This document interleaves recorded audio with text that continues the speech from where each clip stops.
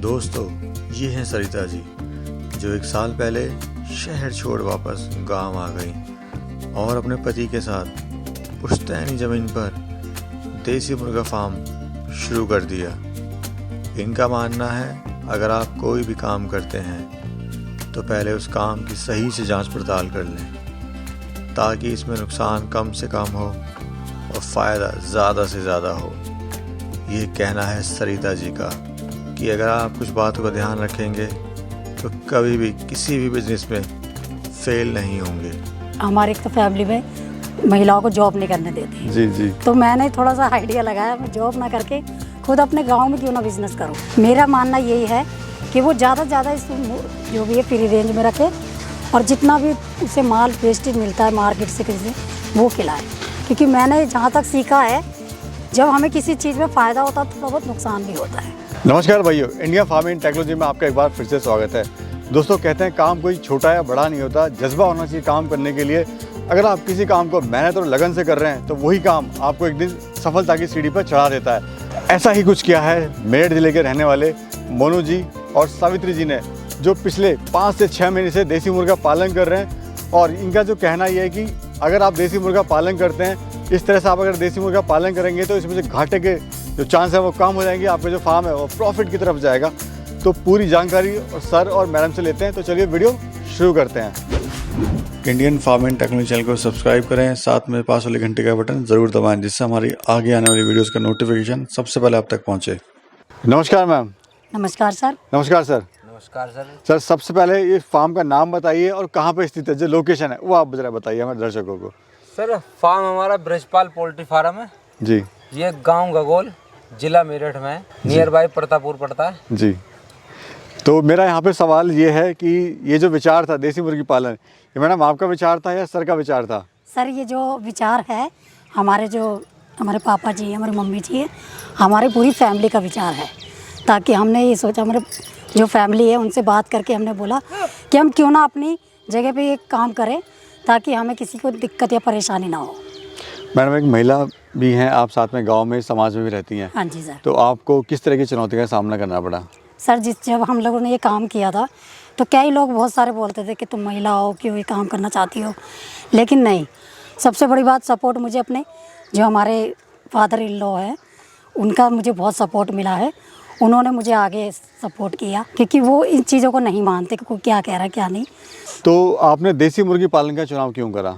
Business और भी हैं। बिजनेस तो और भी है। हर किसी ने कहा कि भाई, किसी ने कहा कि एक काम कर, बॉलर का बच्चा डाल ले, जी। बॉलर फार्म खोल ले। मुझे समझ में नहीं आया, मेरे मन को नहीं भरा। मैं कहा यार, इसे मैं कहाँ बेचूँ, उसके लिए मुझे स्टार्टिंग में मार्केट करनी पड़ेगी और इतनी एक्सपीरियंस नहीं था। फिर मैंने कि भाई देसी फार्म करते हैं, तो इससे ये कि हम अपने गाँव में से बेच सकते हैं। क्योंकि सर एक्चुअल में ऐसा भी है, ये जो हमने देसी फार्म खोला है, जो हमारा है एक तो मेन रोड पर है। जी। हाँ जी। तो हमारा मेन रोड पर है, जो भी कोई आता है देखता है, पूछता है और भी जानकारी लेता है कि आपने क्या रखा है, इसमें क्या है। तो वो ये हमारे लिए प्लस पॉइंट है। यानी मार्केटिंग की जो समस्या है हाँ, आपकी, वो यहीं पर ही खत्म हो गई चुकी है। वो हमारी इस रास्ते से ऐसे स्टार्ट हो चुकी है कि लोग बाग यहीं से पूछ लेते हैं हमें मार्केटिंग की करने की। क्योंकि हज़ारों लोग सुबह शाम तक निकलते हैं हाँ यहाँ से। कि आपकी एजुकेशन क्या है? सर, मैंने BA फाइनल कर रखी है। जी। हाँ जी। तो मैम, जॉब के लिए नहीं आपने सोचा कि मैं पढ़ी लिखी हुई हूँ, कहीं जॉब करूँ मैं? हाँ सर, एक्चुअल में इससे पहले जब मैं दिल्ली में रहती थी तो वहाँ मैं ट्यूशन पढ़ाती थी। जी। और एक्चुअल आपको तो पता ही है कि हमारे एक तो फैमिली में महिलाओं को जॉब नहीं करने देते। जी जी। तो मैंने थोड़ा सा आइडिया लगाया, मैं जॉब ना करके खुद अपने गांव में क्यों ना बिजनेस करूं। खुद अपने पैरों पे खड़े हो। हाँ जी। तो आपने देसी मुर्गा फार्म अपने डाल लिया। हाँ जी। कितने बर्ड से हम शुरुआत करी आपने? सर, हमने जो बर्ड से स्टार्ट करी थी, ये 230 बर्ड से स्टार्ट करी थी हमने। कितने का चूजा आप लाए थे और कहाँ से लाए थे? जो हम चूजा लाए थे सर, ये हमारे इधर पास में ही फार्म है, उनसे लिया था हमने।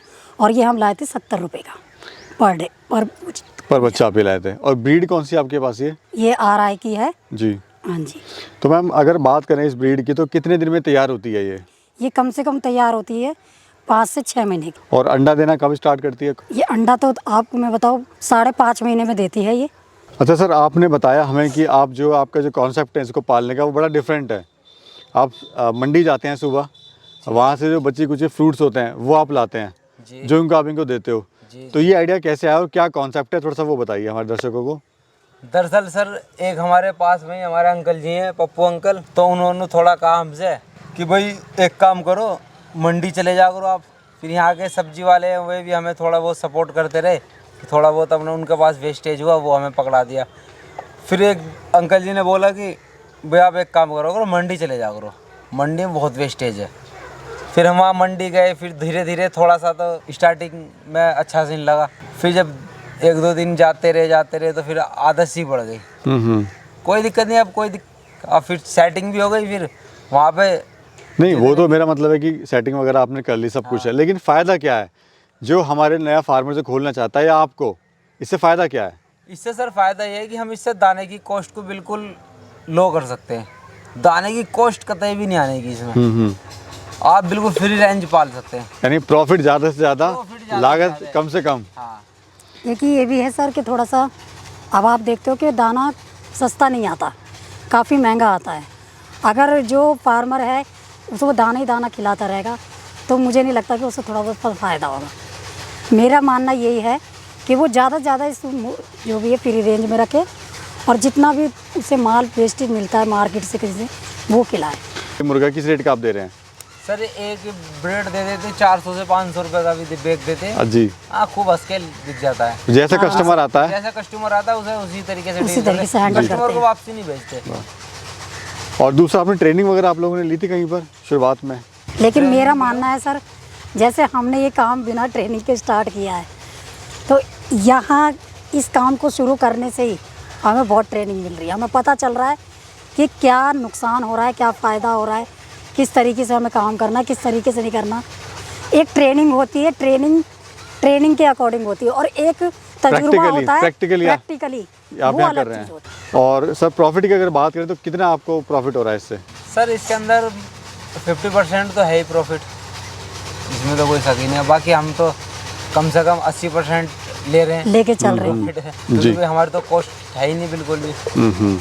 जो भी हमारा 20% वो माल हमारा बच्चा है जी, बस वही मान लो 1 महीने करीब समथिंग हमने दाना खिलाया बच्चा और उसके बाद हमने कोई दाना नहीं खिलाया। अगर कोई साथी युवा 100 बर्ड से स्टार्ट करना चाहता है तो क्या कॉस्ट आएगी मोटा मोटी और कितना उससे मुनाफा ले लेगा? क्या 100 बर्ड से करना चाहिए नहीं या नहीं करना चाहिए, वो भी बताइए। नहीं, वो तो सबसे अच्छी बात तो यह है कि हमें, जैसे कि अभी आपने पूछा कि सर आपने कहीं से ट्रेनिंग ली, मैंने कहा नहीं हमने तो कोई ट्रेनिंग नहीं ली। किसी को भी कहीं से ट्रेनिंग लेने की कोई ज़रूरत नहीं है। अपने फार्म ना खोल के छोटा सा एक अपना फार्म का रहना सहना बनाए बच्चों का और उसमें 150 बच्चे पालें और उनसे ट्रेनिंग लें। भाई अगर हम वहाँ ट्रेनिंग लेने जाते हैं, दरअसल क्या होता है हमारी 3-4 दिन की क्लास लगती है, वहाँ तो हम वो बन जाते हैं बादशाह कि भाई हम ये भी कर लेंगे और वो भी कर लेंगे। फिर जब रास्ते में हम आते हैं ना वहाँ से बस में, तो हम रास्ते में सब कुछ भूल जाते हैं हमें क्या सिखाया था, तो कुछ फ़ायदा नहीं है। बाकी जो अपने कुछ करीब में फार्म है उन पे जाइए और उनसे विजिट करिए, उनके पास जाके उनसे मिलो तो उनसे ज़्यादा अच्छी नॉलेज प्रैक्टिकली आपको करने का मौका मिलेगा। दूसरा एक बड़ा इंपॉर्टेंट सवाल यहाँ पर कि जब आपने काम स्टार्ट किया था तो मन में कॉन्फिडेंस था कि इसमें सफल हो पाएंगे? मन में क्या चल रहा था वो थोड़ा तजुर्बा शेयर करो ताकि आपसे प्रेरणा जो है बाकी लोगों को मिल सके। हौसला बुलंद होता है, वो कहते हैं ना कि डर के आगे जीत होती है, तो ऐसा ही अपना है कि डर के आगे जीत है। जब हमने ये काम स्टार्ट करा था, जैसे मेरे हस्बैंड हैं वो ट्रांसपोर्ट का काम करते हैं, तो इनका ये कहना था मैं ये देखूँगा या मैंने कहा आप ऐसा करो क्योंकि ये तो हमें देखना ही है हमें, क्योंकि मैंने जहाँ तक सीखा है जब हमें किसी चीज़ में फ़ायदा होता है थोड़ा बहुत नुकसान भी होता है। तो मैंने कहा आप ट्रांसपोर्ट का काम जारी रखो, ये इधर मैं देखती रहूँगी क्योंकि पता चला यहाँ भी हमें नुकसान हो रहा है वहाँ भी।